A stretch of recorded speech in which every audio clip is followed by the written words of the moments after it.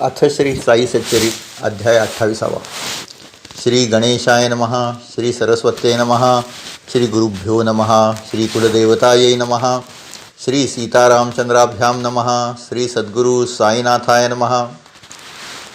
श्री साईबाबा हे आपल्या भक्तांचा वेगवेगळ्या तऱ्हेने उद्धार करत असत. साईबाबा हे कुठल्या एका गावचे नव्हते. अवघं विश्वच त्यांचं घर होतं.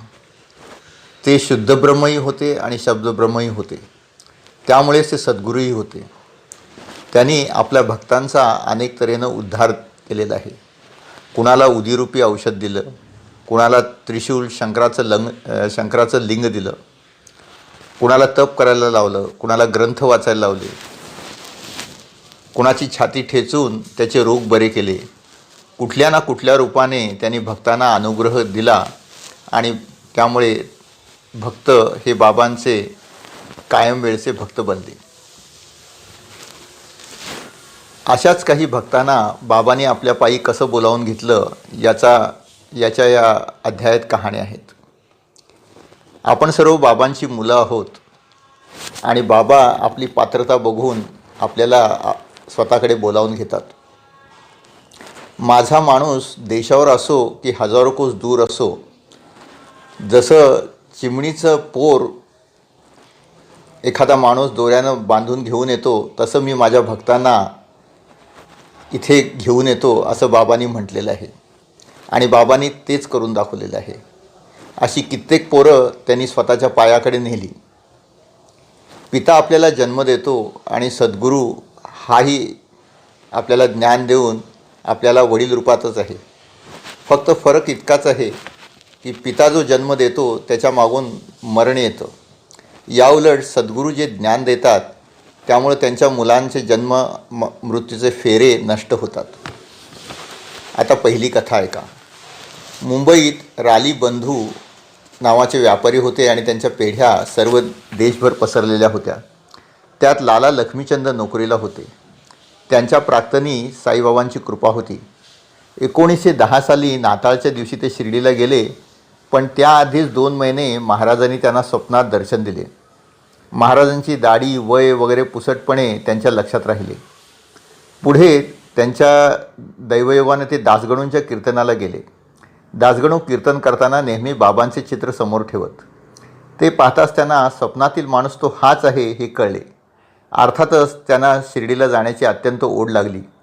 आधीच दासगणूंची कीर्तनं अतिशय रसभरीत असत आणि त्यातच लालांना स्वप्नात आधी बाबांनी दर्शन दिल्यामुळं त्यांना शिर्डीला जाण्याची अतिशय तीव्र ओढ लागली. त्यांची ती ओढ पाहून बाबांनी त्यांच्या स्नेहाला त्यांच्याकडे पाठवले आणि ते दोघेही मग शिर्डीला बरोबर निघाले. गाडीतून येताना लक्ष्मीचंदाने अनेक प्रवाशांच्याकडे बाबांची चौकशी केली. ते अनेक वेळा स्वतःची खात्री करून घेत होते की आपण बरोबर संतांच्या दर्शनाला जातो आहे की नाही.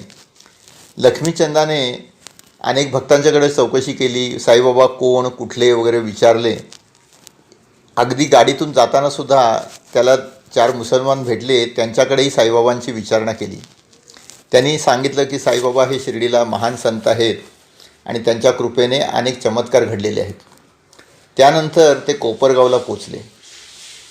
बाबांना पेरू प्रिय म्हणून ते घ्यावे असं त्यांना वाटले, पण त्यांना गोदावरीकडून जाताना ह्या सगळ्याचा विसर पडला आणि ते तसेच तांग्याने शिर्डीत निघाले. योगायोग असा की एक म्हातारी त्यांच्या मागे आली आणि तिने त्यांना पेरू विकले. ते घेऊन ते मोठ्या आनंदाने बाबांच्या दरबारी गेले. त्यांनी बाबांचे दर्शन घेतले.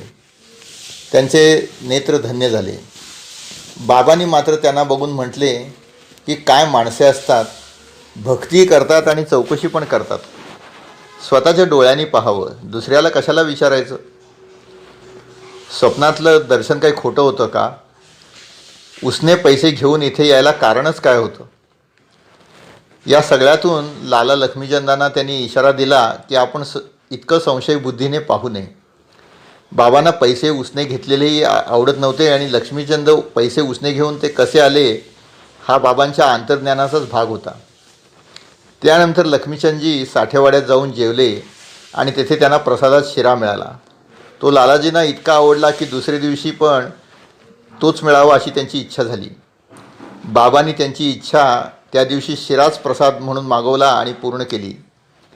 तेव्हा लक्ष्मीचंदांची किंचित पाठही दुखत होती. मग महाराज म्हणाले, भूख लगी है अच्छा हुआ, कमर में दर्द चाहिए दवा, अब सांजे की चली है हवा, करो सवार आरती. आपले विचार, आपले शरीराचं दुखणं हे सर्व कसं महाराजांना कळतं याविषयी लक्ष्मीचंदांना मोठं कुतूहल होतं. माळ, दक्षिणा, कापूर, उदबत्ती वगैरे त्यांनी बाबांना अर्पण केलं आणि ते बाबांचे भक्त बनले. त्यानंतर ते नियमितपणे या वस्तू बाबांच्याकडे भक्तांच्या बरोबर पाठवू लागले. त्यानंतर बाबांच्या चावडीच्या समारंभालाही ते गेले. त्यावेळी बाबांना खोकला आला. लक्ष्मीचंदांना वाटलं की बाबांना कोणाची नजर लागली म्हणून त्यांना खोकला आला. तेही बाबांना कळलं आणि बाबा सूचकपणे माधवरावांना म्हणाले की मला बहुतेक कुणाची तरी नजरच लागली आहे. आपल्या मनातले सर्व विचार बाबांच्या बोलण्यातून प्रकट होतात हे बघून लक्ष्मीचंद धन्य झाले. त्यांना बाबांची महती पटली आणि ते कायमचे बाबांच्या पायी लागले. अशीच एक दुसरी भक्त होती. त्या बाई बऱ्हाणपूरला राहत होत्या. तिच्या स्वप्नी जाऊन महाराजांनी खिचडी भोजन मागितले. तिचा पती टपाल खात्यात होता. दोघेही बाबांच्या दृष्टांताप्रमाणे शिर्डीला गेले. तेथे ते 2 महिने राहिले आणि त्यांनी महाराजांची खूप सेवा करीत राहिली. बाईंची इच्छा होती की बाबांच्या मागणीप्रमाणे खिचडी लवकरात लवकर द्यावी, पण काही ना काही अडचणी येत राहिल्या आणि तिला ते जमेना. त्या बाईला त्याची लाज वाटली आणि ती मनातल्या मनात स्वतःवर चिडली. पण शेवटी एके दिवशी निश्चय करून तिनं खिचडी शिजवली आणि महाराजांच्या जेवणाच्या वेळी ती तिथे गेली. जेवण सुरू झाले होते आणि त्यावेळी लोकांना येण्याजाण्याची परवानगी नसे, पण त्या बाईला राहावे ना. ती तशीच आत गेली. आश्चर्य म्हणजे बाबाने राग तर केलाच नाही, तर ते स्वतः उठले. त्यांनी तिचं ताटच हाती धरले आणि खिचडीच पाहिजे म्हणू लागले. तेव्हा तिला महाराजांच्या स्वप्नाचा अर्थ कळला. आता मेघा नावाच्या तिसऱ्या भक्ताची कहाणी ऐका. हा गुजराती ब्राह्मण रावबहादूर साठे नावाच्या बाबांच्या भक्तांच्या पदरी नोकरीस होता. साठे बाबांचे भक्त होते आणि त्यांनी शिर्डीत बाबा जिथे मूळ जागी प्रकट झाले तिथे वाडाही बांधला होता. मेघा अत्यंत निश्चिंतपणे साठ्यांची उत्तम चाकरी करत. साठ्यांना तो गुरुच माने. साठेंना असं वाटलं की मेघाचाही उद्धार व्हावा, म्हणून ते म्हणाले की तू शिर्डीला जाऊन बाबांचं दर्शन घे. तिथे तुला सद्गुरूंची भेटही होईल. तू बाबांना गंगा स्नान घाल, तुला पुण्य मिळेल. मेघानं त्यांची जात विचारली. साठ्यांनी त्याचा कधी विचारच केला नव्हता, पण इकडून तिकडून मेघाला कळलं की बाबा मुसलमान आहेत आणि तो उदास झाला. त्याला हे मान्य नव्हते. त्याला वाटत होतं की मुसलमानांची सद्गुरू पण कसं स्वीकारायचं, परंतु साठेंची इच्छा पूर्ण करायची म्हणून नाईलाजाने तो शिर्डीला गेला. तिथे गेल्याबरोबर बाबा त्याच्या अंगावर रागाने धावून गेले. बाबांना त्याचं अंतःकरण कलुषित असल्याचं कळलं आणि म्हणूनच ते त्याच्यावर रागावले. या पहिल्या भेटीत मेघा घाबरला आणि मागे मागे जाऊ लागला. आपल्या मनातले विचार बाबांना कसे कळले, कारण हे त्याला कळेना. कारण बाबा त्याच्यावर ओरडताना म्हणाले की तू मोठा उच्च कुळी ब्राह्मण आहेस आणि मी जातीचा मुसलमान आहे, तर तू कशाला माझ्या दारात येतोस. त्यानंतर मेघा घरी गेला, पण आजारी पडला. त्याला बाबांची महती कळली आणि त्याला बाबांना भेटण्याची पुन्हा तीव्र इच्छा निर्माण झाली. तो पुन्हा शिर्डीला आला आणि त्यानंतर तो बाबांच्याकडेच राहिला अगदी मरेपर्यंत. मेघा शंकराचा भक्त होता. तो साईबाबांना शंकरच माने. बाबा समोर आले की शंकर शंकर गरजत असे. त्यांच्यासाठी तो दूरदूरून बेलही आणत असे. बाबांनीही मेघाची शंकराची भक्ती बघून त्याची ती भक्ती दृढ केली. दररोज मेघा बाबांच्या दुपारच्या आरतीला जाई आणि गावातल्या सर्व देवांच्याकडे जाऊन मग दुपारची आरतीसाठी हजेरी लावी. हा उपक्रम नियमितपणे चालू होता. एकदा अशाच फेरीत खंडोबाचे देऊळ बंद होते म्हणून त्याने ते वगळले, पण बाबांना ते आधीच कळले आणि त्यांनी हे असं का केलं म्हणून विचारले. तेव्हा तो म्हणाला की खंडोबाचं देऊळ बंद होते. बाबा म्हणाले की तू जा, उघडा आहे, दर्शन घे आणि मग ये. त्याप्रमाणे मेघा दर्शन घेऊन आला. एकदा मकर संक्रांत होती आणि बाबांना गंगास्नान घालण्याची त्याची तीव्र इच्छा झाली. त्यानं बाबांची परवानगी मागितली आणि बाबांनी म्हटलं की ठीक आहे, तू घाल मला गंगास्नान. त्याप्रमाणे तो लांबवर जाऊन गोदावरीचं पाणी घेऊन आला. जाता येता 8 कोस अंतर चालायला लागत होतं, पण मेघाला त्याची पर्वा नव्हती. साई शंकराला आपण गंगेनं स्नान घालावी एवढीच त्याची इच्छा होती. त्यानंतर स्नानाची वेळ झाली आणि मेघा ती घागर घेऊन बाबांना म्हणाला की बाबा, मी आंघोळ घालणार आहे. बाबा म्हणाले, अरे मी फकीर आहे, मला गंगा स्नानाचं एवढं काय आहे. परंतु मेघा ते ऐकायला तयार नव्हता. आपला शंकर गंगास्नानानं प्रसन्न होणार एवढाच त्याला नाद होता. शेवटी बाबा म्हणाले की ठीक आहे, एवढंसं पाणी माझ्या डोळ्यावर शिंपड. सगळ्या शरीरात डोकं महत्त्वाचं आहे, त्यावर पाणी घाल म्हणजे गंगास्नान झाल्यासारखंच आहे.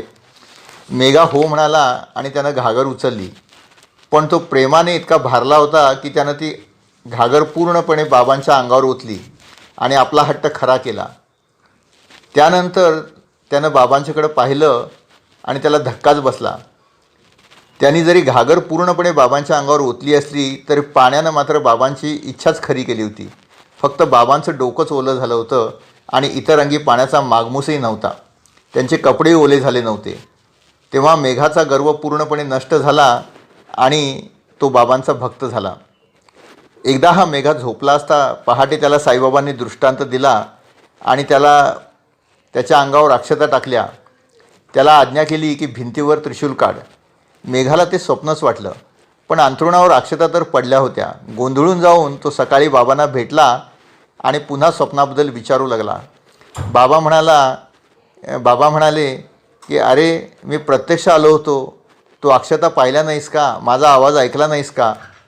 मेघा म्हणाला की नाही, पण दार बंद होतं, तुम्ही आत कसे याल, म्हणून मला हे सगळं पटलं नाही. बाबा म्हणाले की मला यायला जायला दार लागत नाही, मी सर्वव्यापी आहे.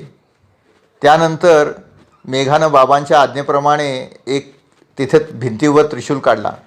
दुसऱ्याच दिवशी पुण्याहून एक रामदास भक्त आला आणि त्यानं बाबांना शंकरांचं एक लिंग प्रेमानं अर्पण केलं. त्याचवेळी तिथे मेघा आला आणि बाबाने ते लिंग मेघाला देऊन टाकलं आणि म्हणाले, हा घे तुझा शंकर. मेघाला अर्थातच अतिशय आनंद झाला आणि त्यानं त्या लिंगाची वाड्यात त्या त्रिशूलाजवळच प्राणप्रतिष्ठा केली. त्याचवेळी साईभक्त दीक्षित पण आंघोळ करून वाड्याबाहेर बाबांची प्रार्थना करत होते. त्यांनाही त्याच लिंगाचं दर्शन झालं. जसं मेघानं त्यांना बाबांनी दिलेलं शिवलिंग दाखवलं त्यावेळी त्यांना आश्चर्य वाटलं, कारण त्यांनाही बरोबर तेच लिंग तसंच ध्यानात दिसलं होतं. अशा तऱ्हेनं बाबांनी मेघाची आणि साठ्यांची शंकर दर्शनाची इच्छा पूर्ण केली. या अध्यायावरून असं दिसतं की बाबा सर्व भक्तांना केव्हाही आपल्या जागी बोलावून घेत, त्यांना आपल्या पायी लावत, त्यांना ते ज्या देवावर श्रद्धा ठेवत ती श्रद्धा दृढ करत आणि सर्व देव एकच आहेत याची पण प्रसिद्धी देत. पुढील अध्यायी अशी आपण दुसरी कथा पाहू.